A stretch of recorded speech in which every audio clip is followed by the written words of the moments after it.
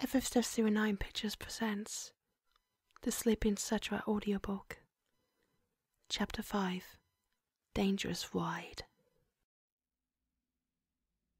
Aerith laid in bed, too excited to sleep. She had made a friend, a very handsome friend, but a friend nonetheless. It was almost too good to be true.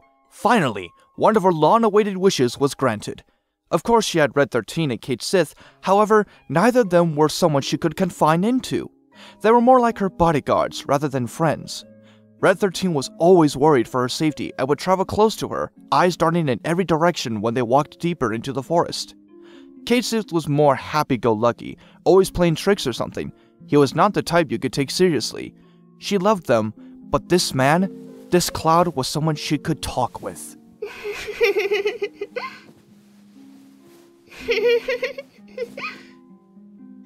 She turned in her bed to look out the window. The moon was high, its glow spilling over her from the window. She closed her eyes, hoping to sleep soon so when she woke up, she could see him. Yet, as she slowly drifted off to sleep, she wondered if Cloud was thinking about her. Cloud sat on the edge of the balcony near his room. The gentle breeze tugged at his blonde locks. The night was peaceful. Ever since he returned from the forest, all he could think about was going back there to see Aerith. She was amazing. Not just by looks either. Cloud could tell she was a kind and gentle person who was easy to talk to and understanding. No one around the castle understood him at all. They were always too busy judging him as a prince. The high-class children he was supposed to grow up with were anything but friendly. They wanted to be chummy with Cloud so they could get higher titles when he became king. They bragged as well about knowing about the prince, and even exaggerated about it. It was quite annoying to Cloud. I never asked to be a prince. Inwardly, if he could have, he would have thrown his title, his status, and everything out just so he could be a regular person. His title was like shackles, binding him forever in his cage of a castle. Cloud looked up at the sky, noticing the stars. He wondered if Aerith liked the stars. Maybe he could stargaze with her. Then again, he would not be gazing at any star but the one right beside him. He wished she were here right now beside him. He could talk with her for hours. Just then, a horrible thought struck Cloud. He was E-N-G-A-G-E-D. Engaged! He hung his head low and cursed a string of swear words. How could he tell anyone that he made a friend who was a girl? As the morning sun appeared over the horizons, Cloud stepped off his balcony and changed quickly into his riding clothes. Once he was dressed, he slipped silently from his room and down to the stables where his Chocobo was chirping with annoyance. Cloud petted him gently, holding out some food, which the bird instantly gobbled up. Cloud quickly saddled his Chocobo and rode out to the forest to meet his new friend. Friend? He liked the sound of that. Aerith waited by the bank, anxiously waiting for Cloud. She was excited about riding Cloud's Chocobo, Choco, yet nervous too. Red 13 and Kate Sith waited at her side. She had been waiting for almost half an hour, wondering if Cloud was even coming. She never had a friend, so she wondered if she was doing it right. Moments later, Cloud appeared, riding his golden bird. Aerith smiled, clearly relieved. As she approached Cloud, Choco stretched out his head to hers and Aerith patted his beak. Hello. She was there, like a dream. The young prince was happy. He was glad he did not imagine her up. Cloud slipped off Choco and patted the bird gently. Hello. Ready to go for a ride? Are you sure it's safe? Choco's really tame and he likes Aerith, which is a first. He has never thrown me off, even when I was a little kid. Aerith nodded and watched as Cloud stretched out his hand. She meekly took it, and Cloud guided her over to the bird. Don't worry. He picked her up by the waist and seated her on the bird. Next, he climbed up, taking the reins. Aerith gasped at how high she was. Hold on to me. Choco's pretty fast. Aerith found herself blushing madly as she wrapped her arms around Cloud's waist, her body hugging his closely as she sat with the legs on the side of the bird. Cloud swallowed hard as he felt the slender girl hold on to him. He had never been this close to someone, not like this anyway. Ready? Yes? The moment she said yes, Cloud urged Choco to move. Yeah! The bird trotted, but then turned into a gallop. Aerith hugged Cloud even tighter. This was slowed compared to when he and Choco really moved.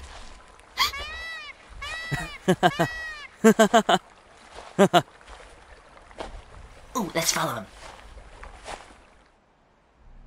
Kage traveled to the streets of the kingdom of the Cetra with no word or trace of the princess, other than that she would be returning at midnight when she turned 16. Kage left the city for the outskirts where he met with Laws and Yazoo.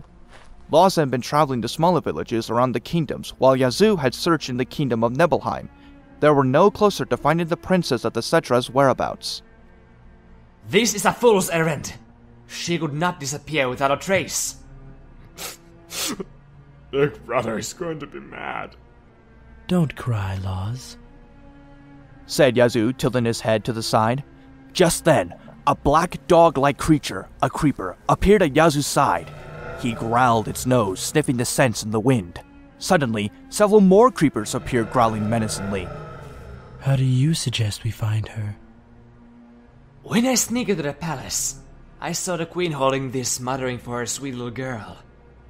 If the princess sends on this, our little pets will find her. Kage held out a small pink blanket and threw the blanket to the ground, and the creatures tore at it. They sniffed the blanket, picking up the scents around it. Kage waved his hand, and the pack fanned out in every direction. Laws grinned, while Yazoo just tilted his head to the side. Oh, Cloud, no! Cloud urged his bird to jump over a small cliff to the other side. The bird landed with a thump and continued running. Aerith's grip on Cloud tightened increasingly throughout the ride.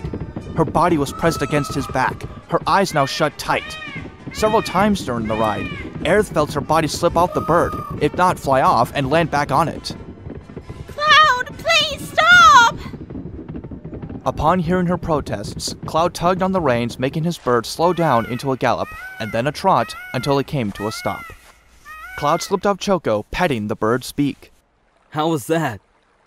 Cloud asked. He reached up, taking Aerith by her slim waist and helped her down. She wobbled for a moment, still shaken by the not-so-smooth ride. I feel sick. Are you all right, Aerith? He and Kate Sith came running up. Kate Sith plopped down completely tired from trying to keep up. Aerith nodded and sunk to her knees. Her heart was racing. Her idea of a ride was a slow, steady ride, not a breakneck race through half the forest. Oh, I didn't mean to scare you, honestly. But Choco and I race like that all the time. It's okay. I'm just not used to it. But it was fun. Red 13 rubbed his nose against Aerith. She patted him gently, knowing he was concerned for her. Kate Sith waddled over to them, muttering on how annoying that was. So, shall we go on?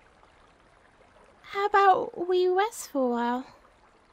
Her heart was still racing. Cloud sat down near Aerith. She was so different from other girls he met, and that was a good thing. Most girls would not have even tried to get on a chocobo and race like that. He sighed inwardly, wondering why she could not be the princess he was sadly engaged to. He would have not mind having her around at all. As the two chatted, unknown to them, the clouds turned gray. Not too far from Aerith and Cloud's position, a creeper was sniffing the ground. His claws scratched the ground as it paced, trying to catch the scent it was trying to track down. For a moment, it stopped sniffing and then took a big whiff. A low growl escaped him, and he dashed off, teeth bared.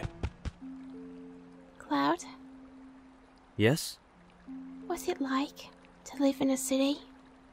Well, there are houses, shops, and a castle. Nothing exciting. It's okay, I guess, but it gets boring. The people never do anything but work. Aerith hugged her knees to her chest. Cloud leaned back on the ground. He rested on his elbows and looked at Aerith. Must be more exciting than here. Nothing cool ever happens here. Better than being trapped and told what to do.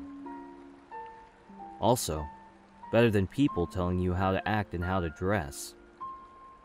It must be better than having someone to tell you not to travel far because you get lost and not to talk to anyone, And being alone for your whole life without a friend to play games with and to talk to. Having no choices? Not a single one. The two looked at each other and laughed.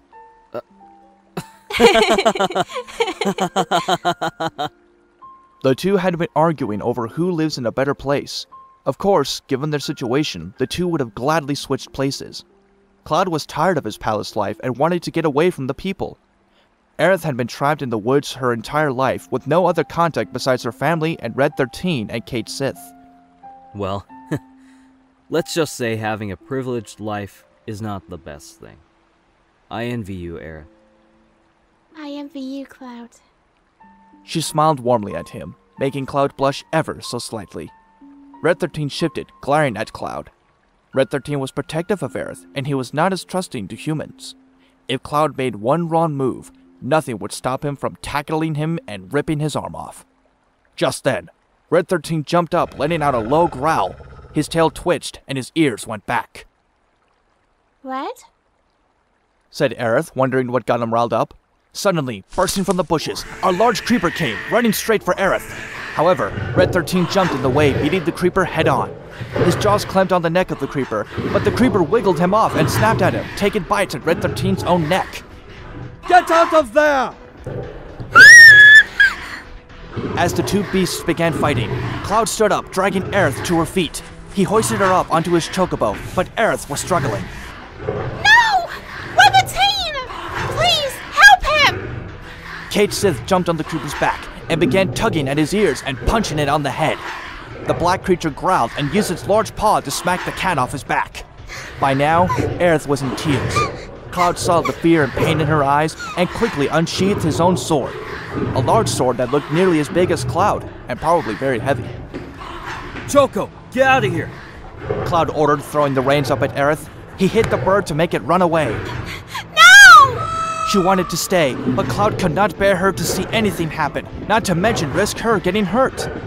He spun around and held up his sword, with a glowing materia inside. He closed his eyes, and a large bolt of lightning struck down, hitting the creature.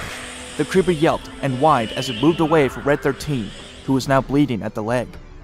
Red 13 lived next to Cloud, as did Kate Sith. What is that? I have never seen a creature like that before. Nor have I. The creature let out a growl after recovering from the blow. He then looked around, and instead of going after the three, it ran away, ran in the same direction as Aerith was sent riding Choco. Why is it going after Aerith? We have to stop it. Red 13 was about to run when he collapsed. He whimpered in pain. Cloud rushed to his side along with Kate Sith. You're badly injured. We need to help you. No, find Aerith and protect her. Kate Sith will help me. Cloud stared into the beast's eyes unblinking. Understanding, Cloud nodded. He picked up his sword and ran, heading in the same direction the creeper went. Rain began to patter down on Aerith and Choco. The young girl had been trying desperately to get the bird to stop running. She pleaded, she yelled, and even tugged on its golden feathers. It took her several minutes to remember how Cloud controlled the bird, and then she took hold of the reins and tugged them, making the bird stop. The bird chirped as Aerith tried to maneuver the bird to go back. However, he would not budge. Oh, come on! Now you're just being difficult! Just then, Aerith heard a loud growl and the sound of crashing from behind. She turned around to see the large creeper jump out. It landed not too far from Choco before it attacked, sending Aerith off the bird. Choco screeched and began flapping wildly. The bird began to peck wildly at the creeper, but with one swift strike, the bird was sent sprawling. Her scream drew the creeper's attention. She backed away, using her feet and hands to push herself along the ground. The water was beating down on her, and the mud clung to her dress. Her brown locks now sent astray from her thick braid. Oh god, it's going to kill me! The creeper lunged at her. Aerith threw her hands up in front of her, waiting for the attack, but it never came. She heard a loud crash and a loud whimper. Her emerald green eyes slowly opened to see the back of Cloud. The rain was pattering on him, causing his shirt to cling to his incredibly sculpted physique. His hands gripped his sword tightly as his blue eyes glared at the creeper. The creeper howled as if it struggled to stand. The creature's arm nearly decapitated from the single blow and sheer force from Cloud. Instead of trying to fight, the creature backed off, eyeing Cloud carefully. Once it was at a good distance, it turned back and fled from the scene. For a moment, there was no sound but rain falling. Finally, Cloud struck his sword into the ground and heaved a heavy sigh of relief. He turned around to look at Aerith, who was still frightened, soaked, and dirty from the ordeal. Without asking if she was alright, Cloud scooped her into his arms with ease and began walking. He whistled, and Choco followed, squeaking in pain. Why are you taking me? I saw a cave nearby. We'll wait out the storm in there. No sense in getting sick. Aerith nodded, but then a horrible thought crossed her mind. We're 15! Kasef! Are fine. As Cloud entered the cave, he sat Aerith down on a rock and squinted. He then pulled out a glowing materia and aimed it at the back of the cave. Suddenly, a large stream of fire shot out. This allowed Cloud to see how deep the cave was, and not to mention if he found old sticks and dried leaves. He quickly gathered some sticks and leaves and made a quick fire. Once done, he moved toward Aerith and reached for her coat. What are you doing? You can't stay in that. You'll freeze. Aerith indeed felt how cold she was. Her body was numb even. Without thinking, she let Cloud slide up the jacket. He hunted on a rock. Aerith looked up at Cloud and found herself blushing even more. The way his shirt clung to him, his defined muscles, it was breathtaking. She knew he was handsome, but not this handsome. He casually ran a hand through his blonde locks and turned toward Aerith. Are you... Before he could finish, he found his voice lost to him. The pink dress, although a little dirty from being thrown into the mud and was wet, clung to every curve on her body. Her long, slender legs looked even longer. She had slender waist, shapely hips, and a flat stomach, which led up to her round breasts. Aerith turned her innocent doe-like eyes at him, not realizing exactly how good she looked even like that. Cloud quickly undid his leather cloak and handed it to the girl. He would never be able to talk if she sat like that. It'll keep you warm. Cloud sat down, shivering. He held his hands out to the fire and then rubbed his arms. Aerith took note, slid the coat off, and handed it to him. It's not fair if I'm warm. And look at your shirt. It's soaked. You catch a cold too. You should... I don't want to if you're uncomfortable. Of course not. Aerith tried to hide it. She never actually did see a man other than her uncle when he was working in the summer with a shirt off. However, he was family, and that was nothing. Cloud shrugged and took off his shirt. He placed it on the rock. He looked over at Aerith, noticing her body was trembling. Come here. What? Sit in front of me. What? Why? Trust me. Aerith looked at him and slowly sat down in front of him. Without warning, Cloud placed his hands on her shoulders and slowly began to rub them. Aerith's eyes widened. His touch sent shivers down her spine. She pulled away and faced him. Stop that! It's warming you up, right? If you don't warm up, you could freeze. So will you? Cloud lifted his leather jacket and draped it over his shoulders. He looked at Aerith, who blushed and turned around. Cloud slid his hand up on her arm and slowly rubbed the cold from them. Whether Cloud knew it or not, Aerith's heart was pounding in her eyes so loud that she thought she was going deaf. The blonde-haired man looked at Aerith. Her soft skin felt so nice against his rough hands. He felt like he had to be gentle with her. She looked so beautiful, even like this. Suddenly, he felt the girl tremble and tried to move away, but he brought her back against him. He wrapped his arms around her, pressing her gently to him. Cloud... You're so cold you're shivering. Don't be afraid. Cloud... Aerith turned her head to look at him. Her emerald eyes met his sapphire ones. He looked so handsome. The first person she ever met, and she was already falling for him. She closed her eyes as he moved closer. Aerith was terrified. She never even kissed anyone, but she wanted to kiss him so much. Just as their lips were about to touch, a loud cough interrupted them, followed by an angry growl. Getting comfy? Aerith and Cloud turned away from each other, both rather embarrassed from their compromising position. The rain stopped. I think you should head home, Aerith. Your family must be worried.